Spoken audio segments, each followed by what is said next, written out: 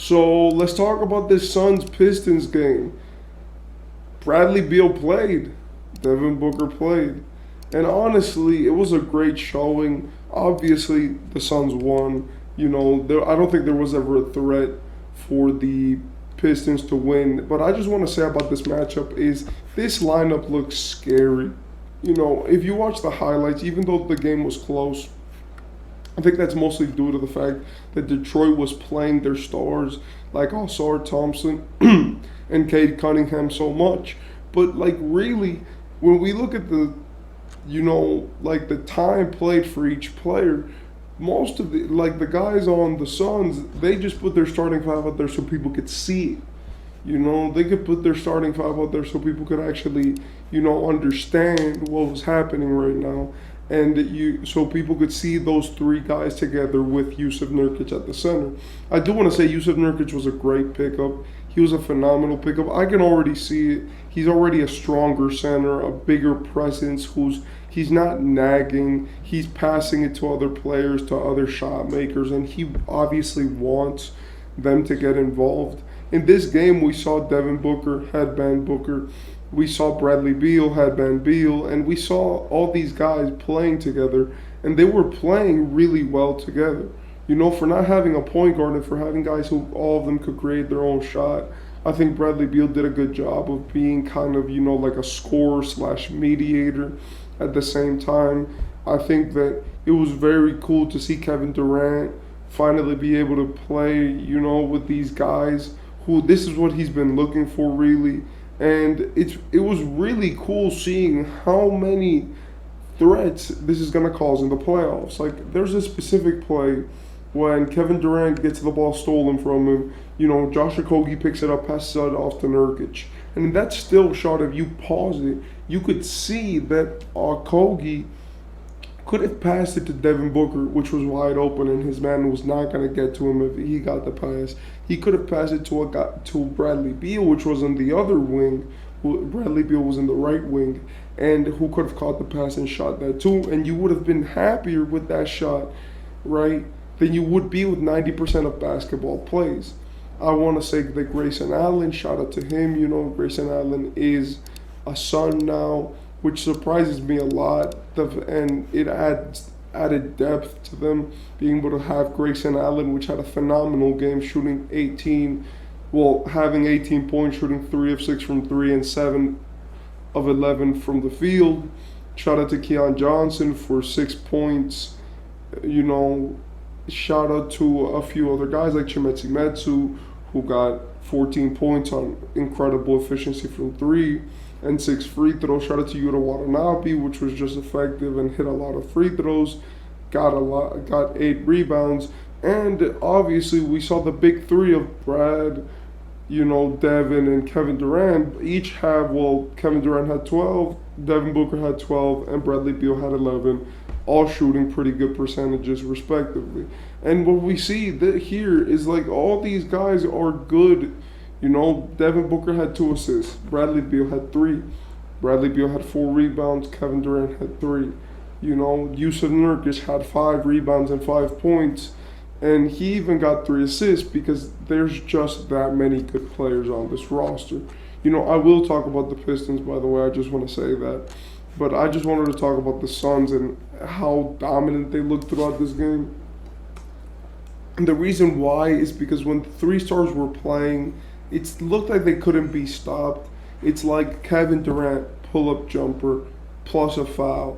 You had Devin Booker, sidestep, pull-up jumper. Clean money. Then on defense, suffocating, even if they got exploited on defense.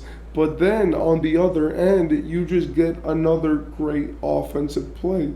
Apart from all of this, you have a guy like Eric Gordon in the game, which is going to make a good, impression always because he's a veteran and he knows how to play the game. And then you had a guy like Yuta Watanabe hitting a 3, he's wide open, right? Then you had Bradley Beal and Josh Okogie hitting their shots, they're almost wide open. And the reason why this team works so well is not because they can score a lot of points, but it's because when they have at least one of their three players on the floor, it's going to cause a lot of open looks just to have them on the floor. And that, if we're being honest, like Devin Booker, boom, he could dribble into a shot. But what happens if Bradley Beal's right there? Bradley Beal drives in, he kicks it out, Grayson Allen, bang. That's a play that happened in the game. And Grayson Allen didn't have a defender on it because they were all collapsing into Bradley Beal. And when we see these things happening, like the Bradley Beal can just go create his own shot, contested layup. I'm saying real plays, contested layup.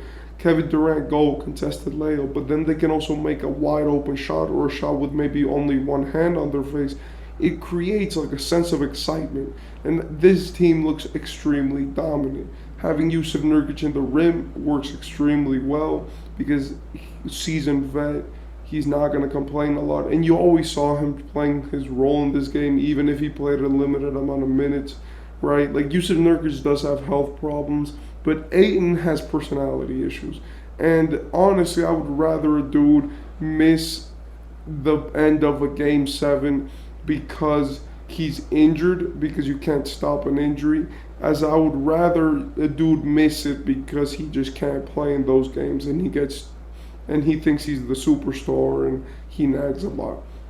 I want to say for Detroit, now to go into Detroit, that they were extremely good, right? Like, they put up 126 points, and the only reason why they lost was because in overtime, it's the Phoenix Suns. Like, come on, it's overtime. But, like, also Thompson looked phenomenal. His backdoor cuts looked great. He got 10 rebounds and 6 assists in the game, meanwhile having 1 block and 4 turnovers. Isaiah Stewart just looked like Isaiah Stewart out there. I don't know why he shot 6 threes. I think he single-handedly put his team in the hole. But honestly, what can you do? This is a preseason game. Jalen Duren looked dominant out there. Even though he only played 15 minutes, it's obvious that they play him in spurts. But I think that when he actually starts getting a real, respectable starting role and really gets all of the minutes that he needs to get, he's going to be a beast, as he was phenomenal. Cade Cunningham, 12 points, 6 assists. He still doesn't look that as good as he should. He looks like he has trouble finishing. He could definitely make a wide open 3, but it still looks like Cade is struggling, but he just got back from an injury, so we're going to chill on that. And Alec Burks, who just, made a lot of good shots. Moving on to the bench, shout out to Marvin Bagley. He got 10 points, 14 rebounds, and meanwhile he got 10 field goals made, 1 3 made, and 25 points, and a plus 19 while he was on the field. Joe Harris, 2 of 4 from the field, 1 of 2 from 3. And finally, Jaden Ivey, which even though he only played, 23 minutes, even though he's a starter, normally he shot 3 of 6 from 3 and shot 5 of 8 from the field, getting 13 points, 7 assists, and 5 steals. Shout out to Jaden Ivey. But Killian Hayes was the one who got 13 points, 5 steals, and 7 assists. I was reading the stats. That was Killian Hayes. Oh my God. And Killian Hayes only played 21 minutes. That's really impressive for a guy who was being called the worst player in the NBA a few weeks ago. But also, Jaden Ivey did get 15 points, 4 assists, 4 rebounds, with 1 steal and 1 block. So that was also a great stat line. I want to say that Detroit played really well. A lot of their guys look good. And now that you have your team, I think Detroit's going to get a very fun season. James Wiseman played a pretty mid-game. He got 7 rebounds, 2 offensive boards, but he only got 4 points and 3 turnovers. And he was okay. But with Detroit, I feel like they're going to have a very fun season. But in my opinion, it's like, what are you going to do with this Suns team? That was what I was left with while I was watching this game, because it's like even like a guy like Bull, just him giving you minutes and him being on your team, right, just adds length, adds whatever, and they have a lot of quality players. In my opinion, that's really impressive. The fact that they could pull this off and get all these players and still be good.